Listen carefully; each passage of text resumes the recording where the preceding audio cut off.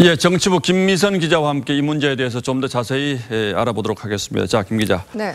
시작은 일단 대통령의 생일을 축하해 주자 뭐 이런 거였군요. 네, 그렇습니다. 그런데 역추적을 해보니까 이게 조직적이라는 것이 포착이 됐습니다.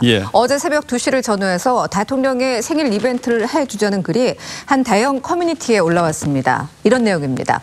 근데 글쓴이 생각엔 생일 축하보다는 대통령에게 힘을 드리고 싶어서 평화올림픽 5글자를 통일해서 실검에 올리는 게 어때요 둘이라는 글이 있습니다.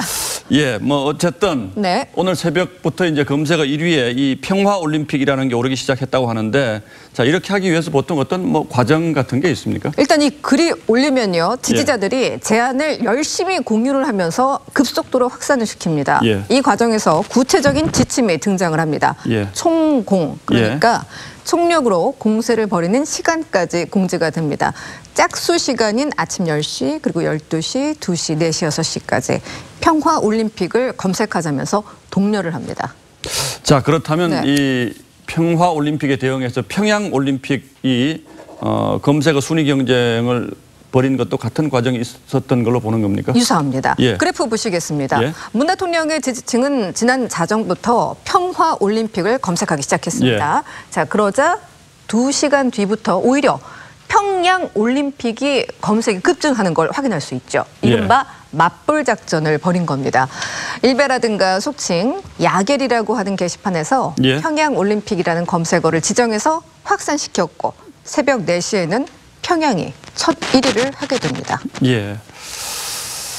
자, 그런데 뭐 예전에는 이런 일이 생기면 보통은 문재인 대통령을 지지하는 그룹이 일방적으로 이기고 이게 보통이었는데, 이번에는 좀 양상이 좀 달랐습니까? 예, 굉장히 특이한 현상이었습니다. 최근 벌어졌던 단일팀 논란이나 한반도기 논란, 그리고 현송월 과잉 의전 논란 등이 영향을 미친 것 같습니다.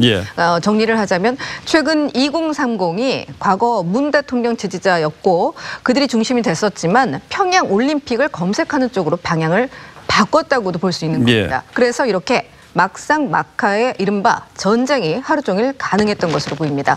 안타까운 건 이 와중에도 정작 평창은 사라졌다는 점입니다. 예, 글쎄요. 저도 그게 뭐 제일 안타깝더라고요. 평창이 사실은 제일 많이 올라와야 되는데 평창은 사라졌다. 자, 어쨌든 오늘 이제 문재인 대통령 66회 생일이라고 하는데 뭐 지지자들이 준비한 행사가 여러 곳에서 열렸다고요? 가까운 곳에서도 열리고 있습니다. 지금 어딘가요? 전국의 맥주집 18곳에서 문 대통령 생일 축하 모임이 진행 중인데요.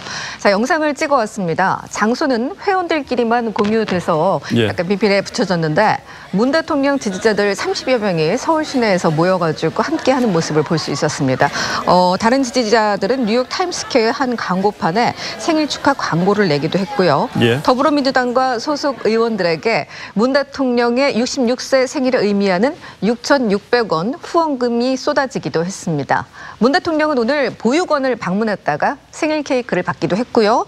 또 자유한국당 홍준표 대표로부터 생일 축하난을 받기도 했습니다. 문 대통령은 자신은 특별한 생일이 됐다면서 감사의 뜻을 SNS를 통해서 전했습니다. 김미선 기자였습니다. 잘 들었습니다.